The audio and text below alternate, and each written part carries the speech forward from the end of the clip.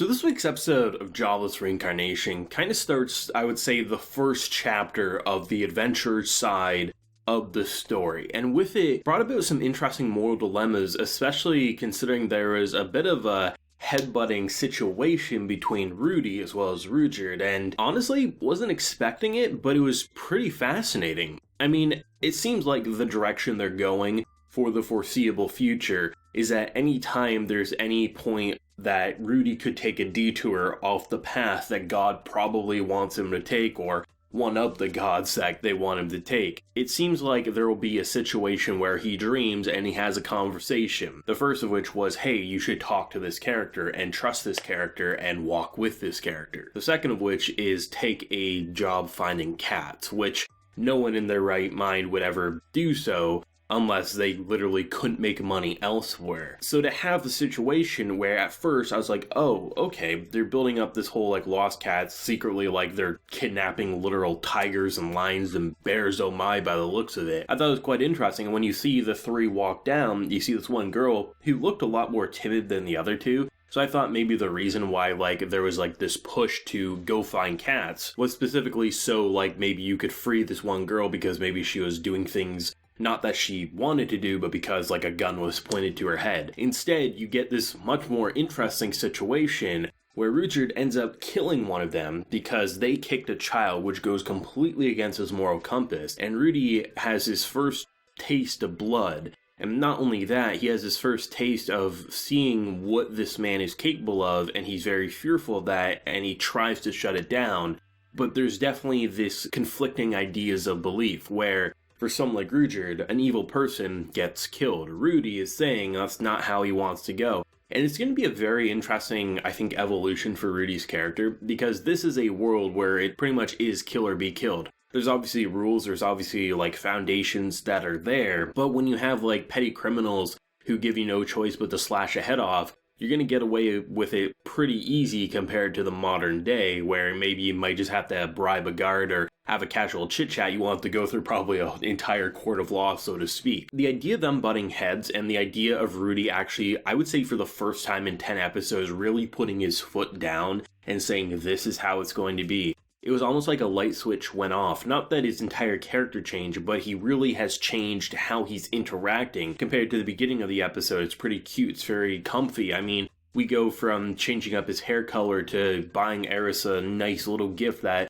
she's so invested in that if anyone rips it apart or breaks it or anything like that, she kicks him in the face. And the idea of just having such a difference in outlook of this character, someone who is so stone cold at the end of the episode, who forces two goons to take up these higher jobs to spread the word of dead end, which dead end being what they call Ruijerd himself, to make a better name, make more money as they do these like petty jobs. It's so gripping is the best way to put it. To have an episode like this where it honestly feels like most of the time with these types of adventure series, even if it's not an isekai, something that has more of a medieval or kind of fantasy angle to it, this is like within the first 3 episodes, right? You know, you get the adventure side. But to have like the build up to see where Rudy character started in his original life, reborn in his new life, and to see from the village to the teachings to literally being transported into demon territory, this show has definitely shown us a hell of a lot and has really developed, I think, one of the most interesting isekai worlds. Without a doubt, I can safely say the reason I specifically watched this show is for its world. I like a lot of things about it. I like the magic, I like the characters, I like, just a lot of individual pieces. But I can't deny that every single time that opening plays, I'm reminded why I watch this show. It's the world. They do this really interesting thing, which I keep meaning to mention, and I don't think I've mentioned it enough in these reviews.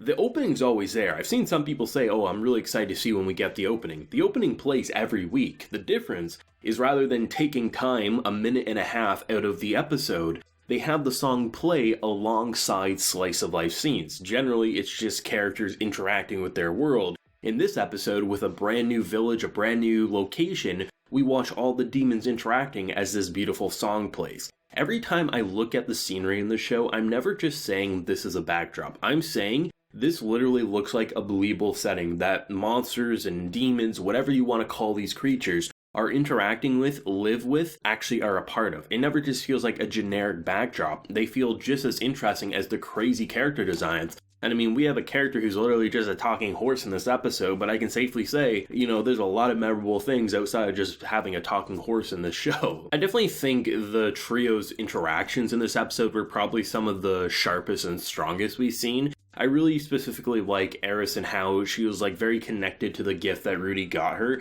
and she was like very proud of it. She liked it. And then when you have what I thought were going to be goons, actually caused something to, I think it was just like the button or the little brooch, the clip that kept it together. She started beating the living shit out of them. And then they're just like, oh, we're not actually scumbags, we're just literally trying to build a giant ass guild that can basically be memorable down the road. And those are the types of characters that I hope, like, when we get into, like, the second core, or whenever we get the next, like, time jump, if we ever do see it in the first season, that is, I would love to see them, like, 8 years from now or whatever, to see if they're still who they are, or if they've actually built something memorable. Because it kind of gave me the impression when we first saw them, I was like, I doubt they're gonna be, like, horrible scumbags, versus when we saw the three walk into that cave and they were kicking the cages. You knew they were scumbags in some way, or at least one of them was. So it was really fun to just have that kind of interaction, and then to see like how happy she was when we have our boy Rudy says, I'll patch it up for you. It's just like the little things that make the interactions feel more memorable as the show goes on. And to see just the difference between Ruijerd just kind of casually like, going with the flow to actually getting progressively madder and more ferocious without ever feeling like he's going to hurt Rudy. Because it really does feel like he has a moral compass. One, if he promises he'll take you home, he will take you home. But also the idea of hurting kids is seemingly like at the bottom of his like, things that he could ever do. Like the fact that someone kicked Rudy, got their head cut off, like I don't see him ever like lashing out physically like that. But there is a very big disagreement, and more disagreements that pile up, that's going to be a harder traveling companion than where we started out with. And I think seeing that, for 2 episodes in a row, we've had like the voice of God talk with Rudy, to me, I really hope that becomes a relevant theme and like overall plot point of the show, because I think there will be plenty of points where Rudy is saying, you know what, I'm just going to deviate here. I don't like where this character is going. I don't like where this is going. And then God's probably going to say, you may want to actually go that route. May not be the most pleasant, but trust me, this is the direction you want to go. It kind of just feels like one of those situations where you have someone who's a little bored who basically lives for all eternity, and because of reincarnating someone into your world, that's probably the most entertaining thing you're going to see for 100 years, so you just want to keep it going for as long as possible, rather than going like a ReZero route where if there was some magical being like, saying, oh, I want to watch you suffer. No, this is a character who seemingly wants to see Rudy succeed, because that will let for like more interesting plot points down the road. It's just such a great episode, and I think one of the more standout ones for sure. Like I think last week for me is still like my personal favorite Jobless Reincarnation episodes. I just love how they introduce such a new wide array of possibilities. But I love how in most series, going to a random town, interacting with some random villagers, taking up some quests, unless there's a lot of comedy, that type of stuff is just kind of okay to me. But this episode, really, the butting heads, the clashing of ideals, and seeing just how the relationships are growing stronger or maybe even weaker, this show's good, and it'll be interesting to see how next week's episode will kind of leave us off as we wait for summer for part 2. Because yeah, we're probably going to get a cliffhanger, but a cliffhanger is there to keep you interested and rope you back in, and you want to see as many people get roped back in for that part 2 as possible. Let me know your thoughts and feelings down below. What did you think? And where do you think it might go with next week's episode? If you enjoyed the video, leave a like, share your support, and hit that subscribe button if you're happy new around here. So until next time, everyone, please take care and have a good one.